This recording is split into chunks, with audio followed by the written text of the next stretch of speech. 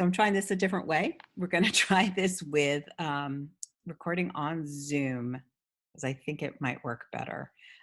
So this is your second part of ancient Greece, and in particular tragedy, and Aristotle's ideas on tragedy, as well as the well-known playwrights. So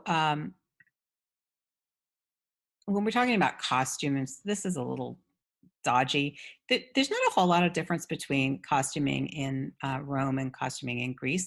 They're wearing traditional clothing for Rome and Greece.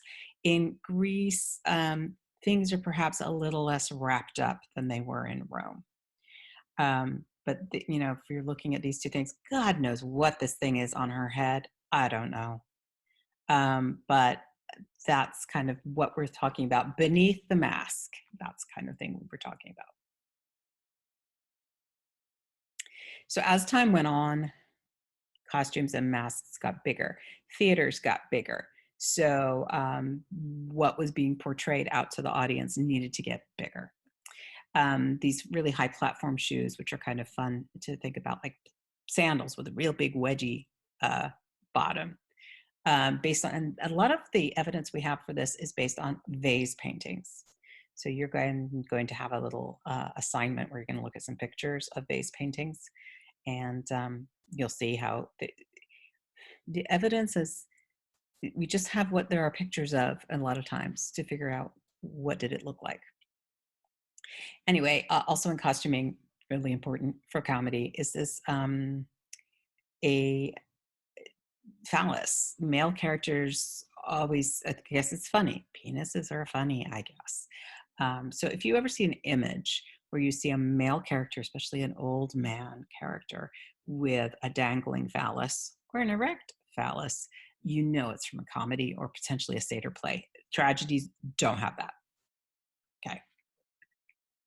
So that's kind of funny and fun. And now Aristotle is generally not considered all that fun, but he's super important, because what Aristotle did was he wrote down what his ideas were on what makes tragedy tragedy. So the elements of tragedy that he wrote down are considered for 2,000 years really were followed for the most part and considered sort of the rubric by which you judge tragedy. Maybe not so much now, but even all the way through the 20th century, if you're going to talk about script analysis or the way that a play is constructed, very frequently you go back to what Aristotle said all those years ago. So we talk about him. So one of the things he was doing was distinguishing drama from narrative, even performed narrative storytelling, because there was a long tradition of bards or poets who would stand in front of people and sing, chant, tell the stories of the gods, the stories of the heroes. If you're familiar with the Odyssey, something like that. So for Aristotle, one of the reasons why he really stresses action is because he's trying to distinguish it from narration. That plays have things happening, they aren't telling us about what has happened. That's really the idea of action, and that the action is complete. There's a beginning, a middle, and an end to it, and that is pretty serious. And it's for Aristotle, for it to be unified is so important. It's a sort of unity of action. We're telling this little piece of the story, except we're not telling it, we're enacting it. That's the most important thing. Action equals plot.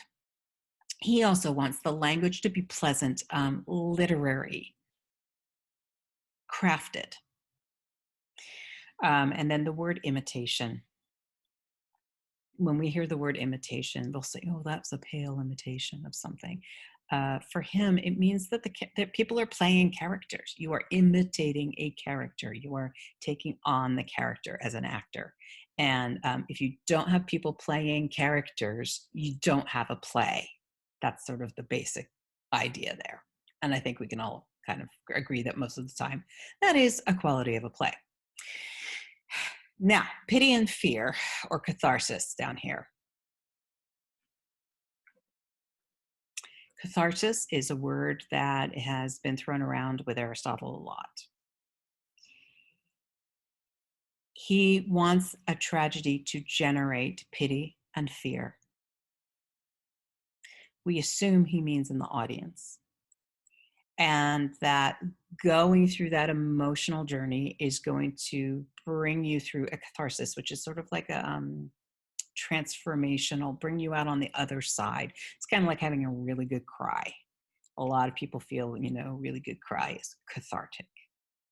So, in going through what we go through as we watch these characters, we come out on the other side refreshed, um, burnt out, but changed for the better. It's sort of like forest fires. Sometimes people will talk about how it's good for the environment to have a forest fire because the plants actually need that to be regenerated. So, if tragedy requires this, it also means that the characters we are watching go through their tragedy must be in some way admirable or noble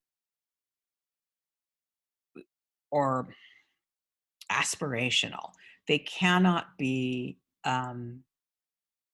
some crappy douchebag from down the street. Okay. They've got to be folks up high. So for him, that means princes and kings and that ilk that and for a very, very long time, plays that were tragedies needed to be about, and they generally were about princes or kings because they tended to be about men.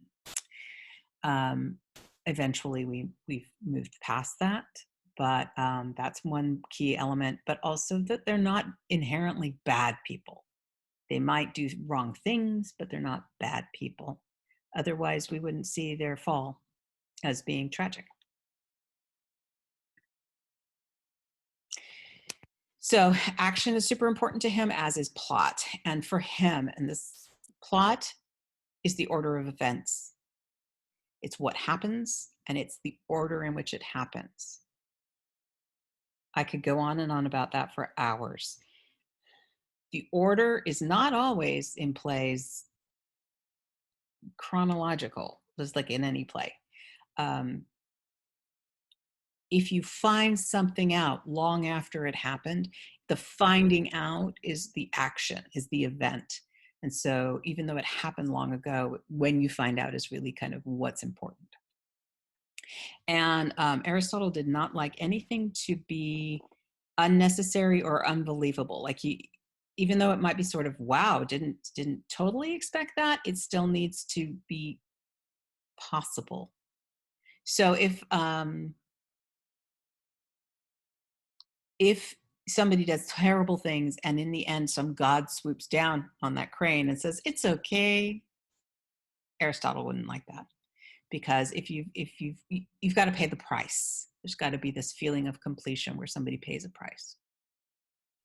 So then character obviously is connected to what types of people belong in tragedies. And he doesn't like for people to be described. He wants the audience to understand who the character is based on what the character does and says, but really what the character does. That makes sense. And then these other areas, thought, I think you might want to think of it as philosophy, that there's a sort of meaning that is in place in the play. Very often that comes from the chorus, because choruses will comment on what's happening to the main characters who can't really comment on it themselves because they're in the middle of it. But a chorus might sort of put things into perspective. Diction, I think, goes back to this whole use of language, the fact that everything needs to be understood, the rhythm that is in the music. So choruses would still be using music and still probably be kind of chanting or potentially singing. And spectacle is just like any visual element. We think of spectacle as like big Broadway show spectacle. But spectacle is the visual element. Think of like in the olden days calling glasses spectacles. It is what is seen, that these plays are seen as well as heard. But you can notice like it's kind of down there on the list. What the visuals are not as important as what the plot is, what the characters are.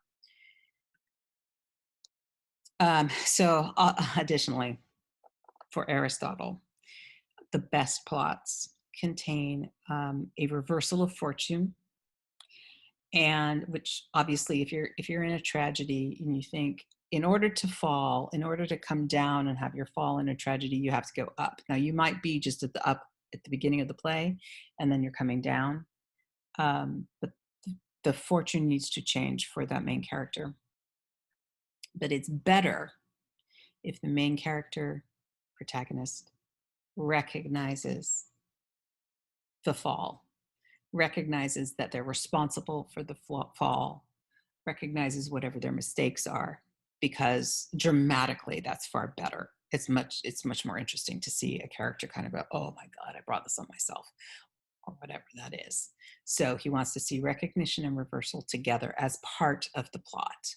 And usually that's probably the climax of the plot. Now, the other thing that people have learned or get taught about Aristotle and about Greek tragedy is that most tragic protagonists have a tragic flaw. And the word that Aristotle uses in Greek is hamartia, which has been translated as tragic flaw. But there are some people now that say, maybe it's not so much like a character flaw, like this guy's too proud, which is sort of an inherent character flaw, but it may have been an error in judgment or a mistake that that person made at some point in their life. So it's kind of fun to think about plays as one or the other of those. And then the other quality that he wants to see in a plot is that it moves through various complications, and that it all leads to a climax. And then after that climax, after whatever the big problem, there is a wrapping up. Denouement means falling action. It is the way that a plot can be wrapped up. So if you're dealing with a king or prince and they fall and something bad happens to them, a king is his country or is his city-state. So if you're a member of society and you're watching something bad happen to that leader that is considered to be like you in a way, you can't just leave the audience hanging. It has to be wrapped up in order for people to feel like it's okay to go about their business. So usually denouement is sort of like, who's going to take over if the king has fallen? And is kind of like a tidying up of the bodies at the end.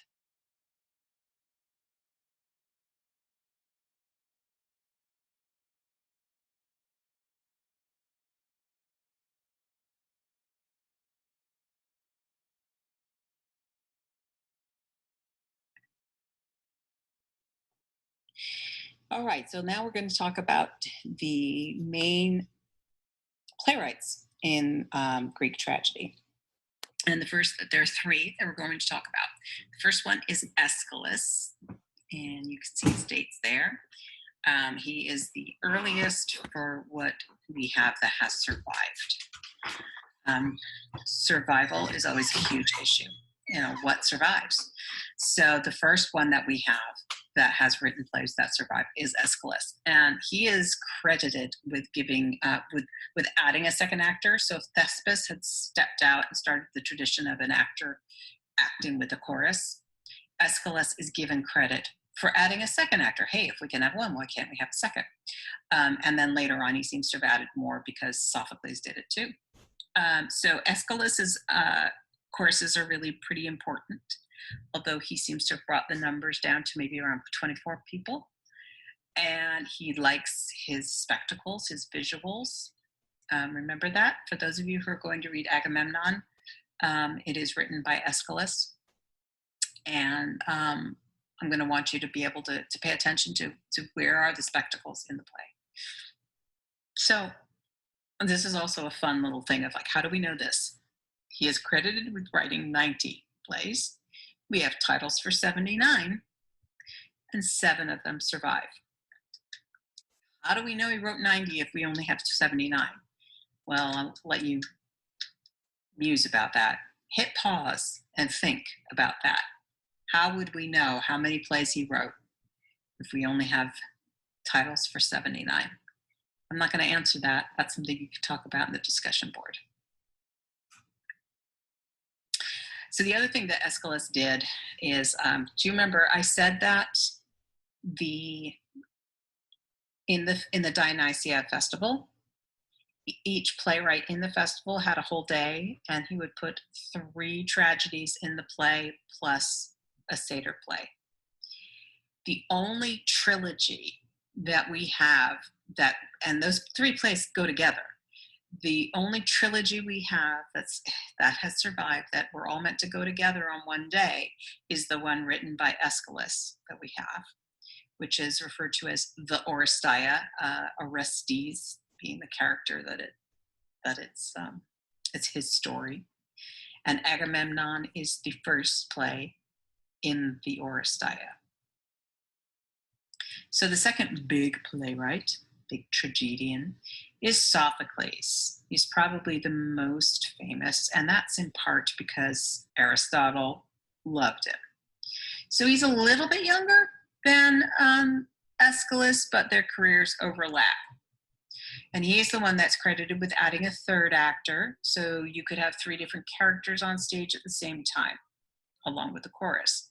He diminishes the chorus's role a little bit, said to have brought it down in numbers also, but they're still pretty significant. One of the reasons Aristotle loves him is because his plots are very, very, very well put together. One thing leads to another, so you have this chain of events, and it's a little bit like a ball rolling down a hill. Once it starts rolling, it's not going to stop until there's a crash at the end. And so he's kind of credited with being the person who really refines and perfects the Greek tragedy model. And Aristotle loved Oedipus Rex, which also means Oedipus the king, and it's sometimes also called Oedipus Tyrannus, or Oedipus the tyrant, or Oedipus the king. So you might see it under all 3 of those titles. It's all the same play. And again, he wrote over 120 plays, and 7 of them survived. So there's that question again. Where does that 120 number come from? So I'd like for you to think about that. And it's okay to hypothesize, especially on the discussion board. Hypothesize away. He won the prize at the Dionysia 24 times, which is pretty significant. It happens once a year, so that means 24 years out of his career, if you want to call it that, he won the You're the Best Playwright prize. Pretty significant. We don't have a trilogy from him, although sometimes books publish the Oedipus plays like a trilogy, because there is Oedipus Rex, Antigone, and then there's another one called Oedipus at Colonus. But they were all written at different times, and they were actually all part of different trilogies that we don't have all the bits for. But they do they do actually kind of fit nicely as a narrative trilogy, because Antigone is the daughter of Oedipus. So the second of those 3 plays is about her tragedy. And then Oedipus at Colonus is actually what happens to Oedipus in his old age, and how he actually dies. Because, spoiler, he doesn't actually die in Oedipus Rex. Our 3rd playwright is Euripides. And he was kind of not anywhere near as lauded during his time. He did a lot of things Aristotle didn't like. But actually, if you're talking about current or more modern tastes, Euripides actually is much more in line with our tastes, or modern tastes. He kind of started making tragicomedies, in the sense of not that because they were funny, but because they didn't end as a tragedy would end. It's okay to rescue, for him, to rescue a tragic figure for whom things look like they're going to go really badly, but to find an out. He also wrote a lot of plays that feature these really strong female characters.